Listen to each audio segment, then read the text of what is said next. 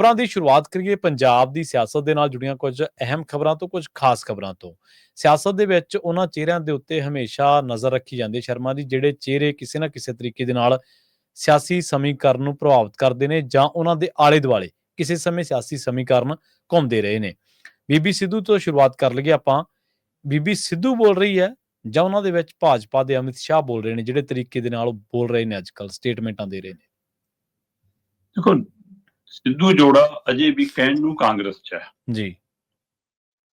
ਲੰਮੇ ਸਮੇਂ ਤੋਂ ਸਾਈਡ ਲਾਈਨ ਆਪੇ ਹੋਏ, ਕਰ ਦਿੱਤੇ ਗਏ, ਕਈ ਤਰ੍ਹਾਂ ਦੇ ਸਵਾਲ ਰਹੇ ਤੇ ਨਵਜੋਤ ਸਿੰਘ ਸਿੱਧੂ ਪਰਿਵਾਰਕ ਮਸਲਿਆਂ ਕਾਰਨ ਫਿਰ ਆਪਣੇ ਆਰਥਿਕ ਪਹਿਲੂਆਂ ਨੂੰ ਲੈ ਕੇ ਦੁਬਾਰਾ ਉਹ ਘਰ ਵਾਪਸੀ ਵਾਲੀ ਪ੍ਰਕਿਰਿਆ ਕਿ ਜੀ ਮੈਂ ਪ੍ਰੋਗਰਾਮਾਂ 'ਚ ਜਾਣਾ, ਸਰਗਰਮ ਸਿਆਸਤ ਤੋਂ ਲਾਂਭੇ ਹੋਏ।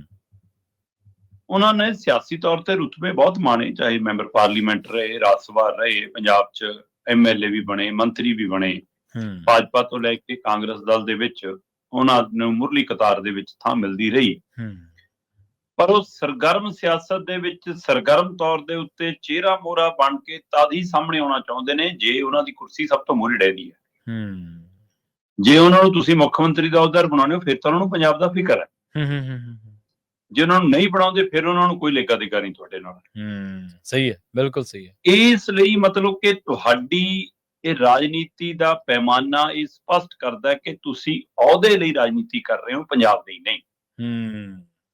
ਵੈਸੇ ਤਾਂ ਇਹ ਸਮੁੱਚਾ ਵਰਤਾਰਾ ਹੈ ਪ੍ਰਵੀਨ ਜੀ, ਅੱਜ ਦੀ ਤਰੀਕ ਸਾਡੇ ਰਾਜਨੀਤੀ ਦਾ ਜਿਹੋ ਜਿਹਾ ਗਿਰਾਵਟ ਦਾ ਚਿਹਰਾ ਅੱਜ ਸਾਡੇ ਸਾਹਮਣੇ ਹੈ, ਰਾਜਨੀਤਿਕ ਲੋਕਾਂ ਦੇ ਜਿਹੇ ਜਿਹੇ ਕਿਰਦਾਰ ਸਾਡੇ ਸਾਹਮਣੇ ਨੇ, ਉਸ ਨੇ ਲੋਕਾਂ ਨੂੰ ਇਸ ਰਾਜਨੀਤੀ ਤੋਂ ਬੇਮੁਖ ਹੋਣ ਦਾ ਇੱਕ ਕਾਰਨ ਦੇ ਦਿੱਤਾ। ਇਸੇ ਦਾ ਫਾਇਦਾ ਰਾਜਨੀਤਿਕ ਧਿਰਾਂ ਉਠਾ ਰਹੀਆਂ ਨੇ। ਸਹੀ ਹੈ ਕਿ ਲੋਕ ਅਕਤਾ ਗਏ ਨੇ ਇਸ ਰਾਜਨੀਤੀ ਤੋਂ, ਚੰਗੇ ਲੋਕ ਇੱਧਰ ਨੂੰ ਰੁੱਖ ਨਹੀਂ ਕਰਨਾ ਚਾਹੁੰਦੇ, ਚੰਗੇ ਲੋਕ ਆਉਣਾ ਨਹੀਂ ਚਾਹੁੰਦੇ, ਇਸ ਲਈ ਸਾਡਾ ਹੀ ਕੰਮ ਚੱਲੀ ਜਾਵੇ।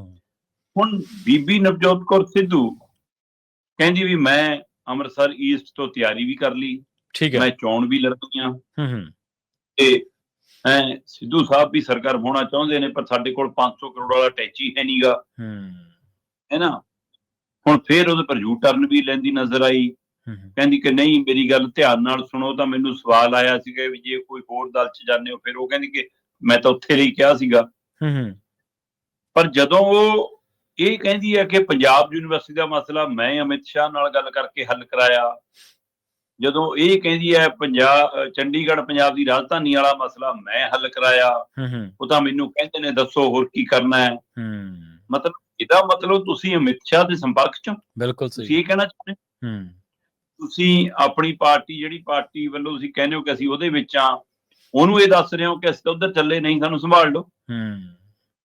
ਕੀ ਤੁਸੀਂ ਇਹ ਧਮਕੀ ਵਾਲਾ ਤਰੀਕਾ ਸੀ?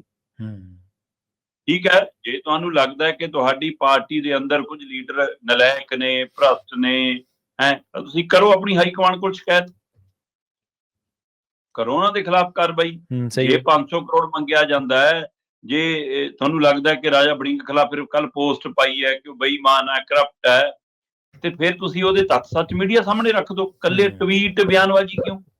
ਜੀ 500 ਕਰੋੜ ਵਾਲੇ ਮਸਲੇ ਦੇ ਉੱਤੇ ਪੈਰ ਪਿਛਾਂ ਕਿਉਂ ਖਿੱਚਣੇ ਪਏ? ਤੁਹਾਡੇ ਕੋਲ ਸਬੂਤ ਨਹੀਂ ਕੋਈ।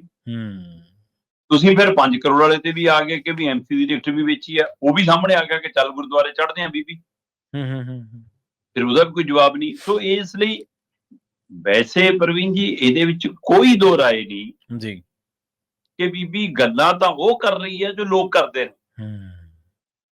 ਕਿ ਵੀ ਟਿਕਟਾਂ ਵਿਕਦੀਆਂ, ਚਾਹੇ ਉਹ MC ਦੀ ਹੋਵੇ, ਚਾਹੇ MLA ਦੀ ਹੋਵੇ, ਚਾਹੇ ਮੁੱਖ ਮੰਤਰੀ ਦੀ ਹੋਵੇ, ਸੌਦਾ ਹੁੰਦਾ। ਪਰ ਲੋਕ ਤੇ ਬੀਬੀ 'ਚ ਫਰਕ ਹੈ। ਬੀਬੀ ਜੀ ਤੁਸੀਂ ਅਹੁਦੇ ਵੀ ਮਾਣੇ ਨੇ ਤੇ ਉਹਦੇ ਲੈਣਾ ਵੀ ਚਾਹੁੰਦੇ, ਤੇ ਤੁਸੀਂ ਸਰਗਰਮ ਸਿਆਸਤ 'ਚ ਵੀ ਰਹਿੰਦੇ ਹੋ, ਤੁਸੀਂ ਚਿਹਰਾ ਮੋਹਰਾ ਵੀ ਹੋ, ਤੇ ਮੀਡੀਆ 'ਚ ਤੁਹਾਡੀ ਕਈ ਗੱਲ ਦਾ ਅਸਰ ਦੂਰ ਤੱਕ ਜੇ ਜਾਂਦਾ ਤਾਂ ਫਿਰ ਤੁਹਾਨੂੰ ਤੱਥਾਂ ਨਾਲ ਆਉਣਾ ਪਊਗਾ, ਤੁਹਾਨੂੰ ਸਬੂਤਾਂ ਨਾਲ ਆਉਣਾ ਪਊਗਾ। ਤੁਸੀਂ ਉਸ ਤਰੀਕੇ ਨਾਲ ਆ ਜਾਓ ਕਿ ਸ਼ਾਇਦ ਤੁਹਾਡਾ ਤਰੀਕਾ ਕਰ ਲੋਕ ਪ੍ਰਵਾਨ ਕਰ ਲੈਣ, ਜਾਂ ਤੁਸੀਂ ਇਹ ਦਿਖਾਓ ਕਿ ਤੁਸੀਂ ਲਗਾਤਾਰ ਪੰਜਾਬ ਦੇ ਮੁੱਦਿਆਂ ਤੇ ਕੰਮ ਕਰਦੇ ਆਏ ਹੋ। ਇਹ ਪਾਰਟ ਟਾਈਮ ਜੋਬ ਨਹੀਂ ਹੈ ਰਾਜਨੀਤੀ, ਕਿ ਜਦੋਂ ਜੀ ਕੀਤਾ ਕਮੈਂਟਰੀ ਕਰਨ ਚਲੇ ਗਏ, ਜਦੋਂ ਜੀ ਕੀਤਾ ਸ਼ੋਅ ਕਰਨ ਚਲੇ ਗਏ, ਤੇ ਜਦੋਂ ਜੀ ਕੀਤਾ ਹੁਣ ਸਰਗਰਮ ਹੋ ਗਏ। ਇਹ ਫੁੱਲ ਟਾਈਮ ਸਮਾਂ ਮੰਗਦੀ ਹੈ। ਮਤਲਬ ਇਸੇ ਦਾ ਤਾਂ ਫਾਇਦਾ ਵੀ ਚੱਕਦੇ ਨੇ ਕਈ ਰਾਜਨੀਤਿਕ ਧਿਰਾਂ ਦੇ ਲੋਕ ਕਿ ਹਾਂ ਵੀ ਅਸੀਂ ਤਾਂ ਪੂਰਾ ਟਾਈਮ ਲੱਗੇ ਹਾਂ, ਸਹੀ ਹੈ ਨਾ, ਉਹਦਾ ਫਾਇਦਾ ਵੀ ਲੈਂਦੇ ਨੇ। ਪਰ ਸਵਾਲ ਤਾਂ ਇਹ ਕਿ ਨਵਜੋਤ ਸਿੱਧੂ ਬਾਰੇ ਜਿਹੜੀ ਇਹ ਦਿੱਖ ਹੈ ਕਿ ਉਹ ਇਮਾਨਦਾਰ ਹੈ, ਉਹ ਭ੍ਰਸ਼ਟ ਨਹੀਂ ਹੈ, ਉੱਥੇ ਆ ਕਮਜ਼ੋਰੀਆਂ ਵੀ ਸਵਾਲ ਖੜੀਆਂ ਨੇ ਕਿ ਜਿੱਥੇ ਵੀ ਜਾਂਦੇ ਉੱਥੇ ਖਲਾਰਾ ਪਾਉਂਦੇ ਹੋ। ਅਗਲੇ ਕਹਿੰਦੇ ਵੀ ਹੁਣ ਇਹ ਕਲੇਸ਼ ਨਹੀਂ ਪਾਉਂਦੇ, ਹੁਣ ਤਾਂ ਰਹਿਤਾ ਖਿਲਾਰਦੇ ਨੇ। ਇੱਥੋਂ ਤੱਕ ਸੋਸ਼ਲ ਮੀਡੀਆ ਤੇ ਇਹਨਾਂ ਬਾਰੇ ਲਿਖਿਆ ਜਾ ਰਿਹਾ। ਸੋ ਉਹ ਸਮੇਟਿਆ ਵੀ ਨਹੀਂ ਜਾਣਾ। ਕੀ ਬੀਬੀ ਨਵਜੋਤ ਕੌਰ ਸਿੱਧੂ ਇੱਕ ਏਜੰਡੇ ਤਹਿਤ ਬੋਲੀ ਹੈ ਜੀ? ਕੀ ਇਹ ਏਜੰਡਾ ਸਕ੍ਰਿਪਟਡ ਭਾਜਪਾ ਕੋਲੋਂ ਆਇਆ, ਜਾਂ ਜਿਹੜੀ ਪਾਰਟੀ ਜਾਣ ਦੀ ਇੱਛਾ ਹੁੰਦੀ ਹੈ ਉਹਦਾ ਗੁਣਗਾਨ, ਕਦੇ ਆਮ ਆਦਮੀ ਪਾਰਟੀ ਦਾ ਵੀ ਗੁਣਗਾਨ ਕੀਤਾ ਇਹਨਾਂ ਨੇ, ਕਰਦੇ ਰਹੇ ਨੇ, ਕਦੇ ਕੇਜਰੀਵਾਲ ਦੇ ਵੀ ਗੁਣ ਗਾਏ, ਕਦੇ ਰਾਹੁਲ ਦੀਆਂ ਤਾਰੀਫਾਂ ਦੇ ਪੁਲ ਬੰਨ੍ਹਦੇ ਸੀ, ਹੈਨਾ, ਕਦੇ ਹੁਣ ਅਮਿਤ ਸ਼ਾਹ ਜਿੱਥੇ ਆ ਰਿਹਾ। ਸੋ ਇਹਦੇ ਮਾਇਨੇ ਕੀ ਨੇ? ਪਰ ਇਹਦੇ ਨਾਲ ਹੀ ਇਹ ਸਵਾਲ ਅੱਜ ਖੜਾ ਹੋ ਗਿਆ ਕਿ ਸਿੱਧੂ ਜੋੜੇ ਦਾ ਸਿਆਸੀ ਸਫ਼ਰ ਖਤਮ ਹੈ? ਕੀ ਇਹ ਦੀਵਾ ਬੁਝਣ ਤੋਂ ਪਹਿਲਾਂ ਫੜਫੜਾ ਤਾਂ ਨਹੀਂ ਰਿਹਾ? ਕਿਉਂਕਿ ਕਾਂਗਰਸ ਪਾਰਟੀ ਵੱਲੋਂ ਰਾਜਾ ਵੜਿੰਗ ਨੇ ਤਾਂ ਕਹਿਤਾ ਇੱਕ ਲਾਈਨ ਦੇ ਵਿੱਚ ਕਿ ਬੀਬੀ ਤੂੰ ਤਾਂ ਸਸਪੈਂਡ ਹੈ। ਹੁਣ ਉਹਨੇ ਉੱਪਰ ਵਾਲਿਆਂ ਨੂੰ ਤਾਂ ਪੁੱਛਿਆ ਹੀ ਹੋਣਾ ਨਾ। ਸਹੀ ਹੈ।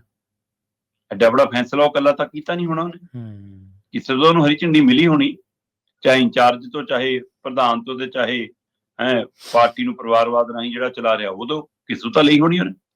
ਦੂਸਰੇ ਪਾਸੇ ਇੱਥੇ ਹੀ ਨਵਜੋਤ ਸਿੱਧੂ ਲਈ ਸਵਾਲ ਖੜਾ ਕਿ ਮੈਨੂੰ ਨਵਜੋਤ ਸਿੱਧੂ ਕਿਸੇ ਹੋਰ ਪਾਸੇ ਜਾਣਗੇ, ਉਹ ਬੋਲਣਗੇ। ਅਜੇ ਤਾਂ ਬੀਬੀ ਬੋਲ ਰਹੀ ਹੈ, ਬੀਬੀ ਨੂੰ ਸਸਪੈਂਡ ਕੀਤਾ, ਨਵਜੋਤ ਸਿੱਧੂ ਬਾਰੇ ਤਾਂ ਕੋਈ ਗੱਲ ਨਹੀਂ ਆਈ ਕਿਸੇ ਨੇ ਕੀ। ਜੀ ਸਹੀ ਹੈ।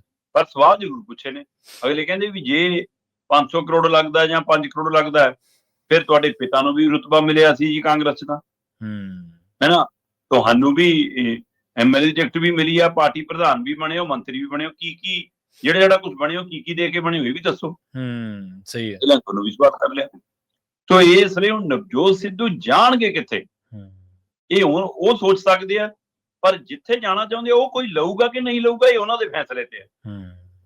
ਸੋ ਕੀ ਅੱਜ ਨਵਜੋਤ ਸਿੱਧੂ ਲਈ ਕੋਈ ਸਿਆਸੀ ਪਾਰਟੀ ਬਚੀ ਜਿਹੜੀ ਉਹਨਾਂ ਨੂੰ ਲੈਣ ਲਈ ਤਿਆਰ ਹੋਊਗੀ? ਦੇਖਣ ਵਾਲੀ ਗੱਲ ਹੈ। ਸਹੀ ਬਿਲਕੁਲ। ਸੋ ਇਸ ਲਈ ਇਹ ਕਾਫੀ ਬਿਆਨਬਾਜ਼ੀ ਭਾਰੀ ਹੈ। ਪਰ ਜਿਹੜੇ ਸਵਾਲ ਖੜੇ ਕੀਤੇ ਨੇ, ਹੁਣ ਤਾਂ ਮੁੱਖ ਮੰਤਰੀ ਭਗਵੰਤ ਮਾਨ ਨੂੰ ਵੀ ਕਿਹਾ ਕਿ ਰਾਜਾ ਵੜਿੰਗ ਦੀ ਇਨਕੁਆਇਰੀ ਕਰਾਓ ਜੀ, ਜਾਂਚ ਕਰਾਓ ਜੀ, ਤੁਸੀਂ ਵਿਚਾਰ ਰਹੇ ਹੋ ਜੀ ਉਹਨਾਂ ਨੂੰ, ਮੈਂ ਕਹਿੰਦਾ ਕਰਾ ਲਓ, ਹੋਣੀ ਚਾਹੀਦੀ ਹੈ ਸਗੋਂ। ਤੇ ਇਹ ਤਾਂ ਸਾਰੀ ਸਿਆਸੀ ਜਮਾਤ ਦੀਆਂ ਪਿਛਲੀਆਂ ਸਰਕਾਰਾਂ ਦੀ ਸਾਰਿਆਂ ਦੀ ਜਾਂਚ ਹੋਣੀ ਚਾਹੀਦੀ ਹੈ।